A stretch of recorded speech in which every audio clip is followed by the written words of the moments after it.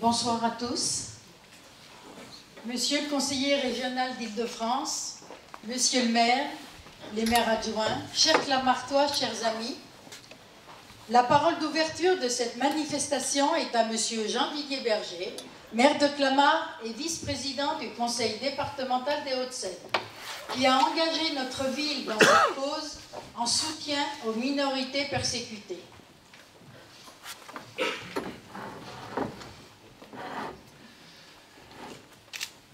Mesdames et messieurs, chers amis, je vais simplement vous dire quelques mots pour introduire cette soirée.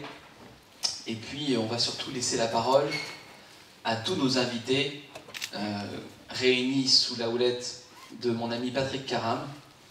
Je le dis, et ça n'est pas une formule, parce que Patrick, je le connais depuis de nombreuses années. Il se trouve que nous avons siégé ensemble au Conseil régional d'Île-de-France, mais ça n'est pas la politique qui nous réunit ce soir. Ou plutôt, c'est la politique avec un grand P, la politique étrangère, mais même au-delà, la politique universelle, celle des valeurs, celle de la liberté, celle des valeurs universelles. Alors ce soir, je suis heureux qu'il y ait beaucoup de gens venus d'horizons très différents, et je suis certain que beaucoup d'entre nous, et je me mets dans le lot, je suis certain que nous allons apprendre beaucoup de choses. Parce que cette cause des chrétiens d'Orient, c'est une cause qui est encore relativement méconnue comparativement à l'importance qu'elle revêt. Il y a 1 an et demi, 2 ans, personne n'en parlait. Pratiquement personne. Sauf Patrick et un certain nombre de ses amis. Et grâce au travail qu'ils ont fait, grâce à toutes les conférences comme celle de ce soir, qu'ils ont données partout dans notre pays, au fur et à mesure, en mobilisant les élus, en mobilisant les institutionnels, en mobilisant toutes les forces de la société civile, ils sont parvenus à créer une formidable dynamique et à enfin être un peu relayés dans les médias. Et cette crise des réfugiés, dont nous avons tous entendu parler, elle n'est que l'aboutissement momentané et provisoire d'une crise bien plus profonde qui a démarré il y a bien longtemps. Ce soir, nous allons aborder des thèmes qui touchent à la religion. Et il y a plusieurs personnalités qui, ce soir, sont des personnalités religieuses, qui sont des ministres du culte, qui sont impliqués directement dans la religion. Mais nous ne parlons pas seulement de religion. Nous parlons de liberté, nous parlons de la liberté de croire et de ne pas croire, nous parlons de la liberté des minorités, nous parlons de la diversité et de la nécessité de maintenir cette diversité partout, même là où certains voudraient l'uniformité, si ce n'est le chaos.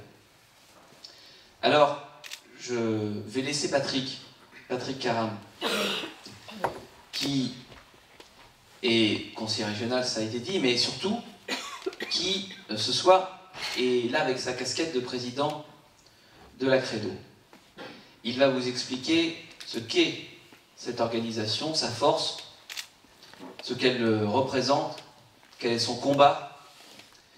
Et au nom de tous les Clamartois, au nom du conseil municipal, sachez, et je le dis à tous nos invités, que nous sommes fiers de vous accueillir pour porter, à travers tout le public qui est là ce soir, cette parole, cette cause et ces valeurs.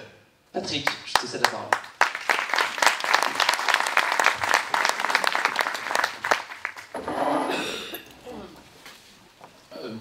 Monsieur le maire, mesdames et messieurs les élus, messieurs les représentants des églises, chers membres de la Credo, chers amis, merci d'abord à Madame Minassian et à Samia Badat Karam, adjointe au maire du 16e, qui ont ensemble porté cette manifestation, avec aussi Jean Maher, qui est secrétaire général de la Credo, il ne faut pas les oublier. Monsieur le maire, cher Jean Didier, je veux te remercier. Je veux te remercier d'abord parce que tu as été parmi les premiers à rejoindre et à soutenir notre organisation en septembre 2013, lorsque nous avons lancé avec des prêtres et des évêques d'Orient, de toutes les églises d'Orient, aussi bien celles qui sont rattachées à l'église catholique que celles qui sont protestantes ou orthodoxes, et les ONG d'Orient. Tu as été le premier à soutenir le combat. Nous tirions à l'époque la sonnette d'alarme un peu dans le vide, et ton soutien nous a été très précieux. Tu rejoins aussi l'association des amis des mères avec les chrétiens d'Orient, que nous avons lancé conjointement avec Claude Goasguen, et je t'en remercie vraiment. Et je ne veux pas oublier, puisque tu parles de ceux qui se battent sur ces questions, eh bien, je voudrais ici, devant vous, rendre à César ce qui est à César. Nous avons un groupe d'études sur les chrétiens d'Orient qui a été lancé à l'Assemblée nationale par Valérie Pécresse. Ce groupe d'études aujourd'hui fait un travail remarquable, puisque grâce à ce groupe d'études, le gouvernement bouge. Vous avez vu que Laurent Fabius est parti à l'ONU. Laurent Fabius a organisé une conférence internationale avec 60 pays sur la question des minorités persécutées en Irak et en Syrie. C'est parce qu'il y a la pression de Valérie Pécresse, qui est une véritable combattante, qui était engagée, que nous aimons tous les deux. C'est parce qu'il y a cette pression-là, parce que la Credo est aussi mobilisée, parce qu'il y a aussi l'œuvre d'Orient, parce qu'il y a d'autres organisations que nous avons réussi à faire bouger les lignes. Et je voudrais donc aussi te saluer, te remercier aussi tous les élus qui combattent et qui sont à nos côtés depuis le début et qui sont engagés pour qu'on parle de cette question. Et pourquoi c'est important? C'est d'abord important parce qu'il faut toujours rappeler qu'à des milliers de kilomètres d'ici, sur les terres qui ont vu naître le christianisme, il faut toujours se souvenir qu'on persécute des chrétiens, on persécute des hommes et des femmes, des martyrs, qui ont, pour beaucoup d'entre eux, refusé de se convertir, qui ont donc dû fuir ou qui ont été égorgés. Et on se souvient des images abominables parce que justement, ils ont refusé de se convertir. Et pour ceux qui parlaient l'arabe, ils étaient égorgés en priant la Vierge Marie. On doit avoir tous une pensée pour eux ce soir, ceux qui sont demeurés sur leur terre, mais aussi ceux qui sont partis, parce qu'ils vivent aujourd'hui le pire. Ils sont, pour beaucoup d'entre eux, réfugiés dans leur pays, où ils sont allés dans des camps de réfugiés dans les pays voisins, et puis quelques-uns ont été accueillis en France. Et je voudrais, puisque je n'avais pas prévu de le faire, mais puisque tu nous parles de cette vague de migrants, moi je ne les appelle pas réfugiés, parce que maintenant on va se dire la vérité. Il faut qu'on se dise maintenant la vérité, Jean Didier. Je voudrais qu'on parle de cette vague de migrants, pour certains d'entre eux qui sont des réfugiés, mais qui ne sont pas tous les réfugiés qui arrivent aujourd'hui. La France a dit aux chrétiens d'Orient, votre place n'est pas en Occident, votre place n'est pas en France, restez chez vous. Et pour accorder des visas aux chrétiens d'Orient, et notamment pour accorder des visas aux chrétiens d'Irak, Laurent Fabius, après la chute de Mossoul, a fait renaître un dispositif qui avait été lancé par Nicolas Sarkozy après l'attentat de la cathédrale de Bagdad, qui avait été géré par Elie Chiaco, il doit arriver, qui est le secrétaire général de l'EMO et qui est aussi vice-président de la Credo. Et donc en 2014, en août 2014 précisément, Laurent Fabius a fait donc réémerger un dispositif.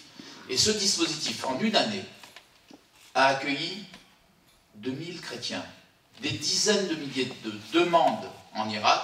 Rien n'est prévu pour les chrétiens de Syrie. Pourtant, Dieu sait s'ils sont persécutés et massacrés. Mais des dizaines de milliers de demandes de chrétiens d'Irak, 2000 chrétiens accueillis. Et pourtant, les chrétiens d'Irak et de Syrie, ils sont particulièrement persécutés. Ils subissent la guerre comme tout le monde. Mais ils sont en plus persécutés parce qu'ils sont chrétiens. 2000. Ça ne suffisait pas qu'ils soient victimes de génocide, comme les Yézidis. Il fallait pour venir en France qu'ils prouvent qu'ils ont de la famille en France. Première condition, ce n'était pas la seule. Vous n'avez pas de famille en France, ben vous ne venez pas en France. Persécuté, massacré parce que vous êtes chrétien, ça ne suffit pas. Deuxième condition, il faut qu'on soit capable de les loger. Donc si le maire de Clamart a quelques logements qu'il veut mettre à disposition des chrétiens d'Irak ou de Syrie, qui chez nous ne trouvent pas de logement, ou des familles qui veulent accueillir des chrétiens d'Irak et de Syrie, faites-le nous savoir. Mais il fallait qu'ils aient donc un logement d'accueil. Il fallait, troisième condition, qu'ils aient des moyens de vivre. C'était la troisième condition. Et puis la quatrième condition, qu'ils soient dans une situation particulière. Ça veut dire qu'ils doivent faire peut-être une opération où il y a une urgence particulière, etc. Et donc, en une année, seuls 2000 chrétiens ont été accueillis sur notre sol. Et après tout, on s'est dit oui.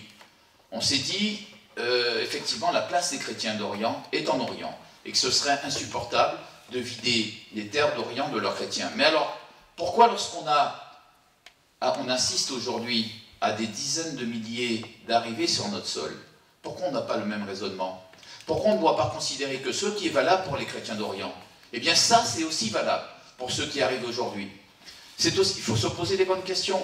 Ceux qui sont venus, d'abord ceux qui sont venus par bateau, moi je vous donne quelques chiffres qui peuvent poser problème. On nous a dit que ce sont des gens qui sont particulièrement persécutés, qui fuient la guerre, qui fuient les persécutions. Ils ont fui la guerre, c'est vrai. Comme les chrétiens fuient la guerre. Simplement, 74% sont des hommes. Est-ce qu'il faut comprendre qu'ils ont laissé les hommes, ont laissé les femmes et les enfants là-bas? Et ils sont partis d'abord? C'est une question qu'il faut se poser face à cet afflux. Deuxième question qu'on doit se poser face à cet afflux de migrants. Ils étaient dans les camps où? En Irak, pour beaucoup d'entre eux, pas en Irak, en Turquie. Les premières vagues qui sont venues, d'autres sont venues d'autres régions. Dans les camps en Irak, ils sont 2 millions. 2 millions 200 000. Dans les camps du Liban, ils sont 1 500 000. Dans les camps de Jordanie, ils sont entre 800 000 et 1 million. En Libye, on a 1 million de personnes qui veulent partir de la Libye et veulent venir en France, en Europe. Est-ce qu'on a, c'est la deuxième question que je pose, la capacité d'accueillir immédiatement des millions de réfugiés? L'Allemagne avait prévu d'accueillir 800 000 réfugiés pour 2015. On entend aujourd'hui parler d'1 500 000. Et l'Allemagne a dit, attention, on a un problème. Je pose la question, est-ce qu'on a la capacité d'accueillir des millions de réfugiés? 800 000, 6, 7 millions de réfugiés. La troisième question que je pose, et elle concerne directement notre relation avec ces pays. Est-ce qu'il est normal? Est-ce qu'il est normal, puisqu'il y a une élite qui part? Ceux qui partent, ce sont ceux qui peuvent payer des trafiquants. Donc, en les accueillant, on participe au trafic. On est complice de trafic d'êtres humains. Est-ce qu'il est normal que l'on assiste sans rien dire à une fuite des cerveaux? Quand on a des médecins, des ingénieurs, quand on a des professeurs d'université, etc., qui fuient leur pays, et qui viennent dans notre pays, et qui ont un visa de 10 ans, est-ce que vous croyez qu'ils reviendront? Ils ne reviendront pas. Ils ne reviendront jamais dans leur pays. Et en réalité, on est en train d'assister à une fuite des cerveaux, des hommes et des femmes compétents, qui ont été formés dans leur pays. Le pays a payé pour leur formation. Ils ont investi sur ces hommes et ces femmes. Et au moment où ils peuvent rembourser la dette qu'ils doivent à la société, voilà qu'on les aspire en Europe. Est-ce que c'est normal de condamner ces pays, finalement, à la paupérisation, parce que les cerveaux, ceux qui peuvent reconstruire pendant la paix, eh bien, ils ne reviendront jamais chez eux?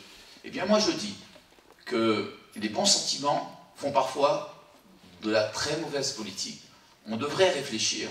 Ce qui est valable pour les chrétiens d'Orient doit être valable pour tout le monde. On a expliqué qu'au nom de la nécessaire diversité en Orient, il faut que les chrétiens restent chez eux. Et à la Credo, on a été parmi ceux qui le disaient.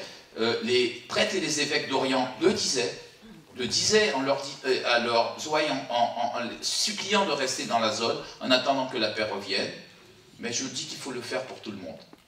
Ce qui est valable pour les uns doit être valable pour les autres. Voilà, Jean Didier, tu as aborder la question, je ne voulais pas l'aborder, mais il faut effectivement pouvoir dire la vérité. Mais je vais dire aussi une deuxième vérité, puisqu'on a en France un problème avec le mot chrétien.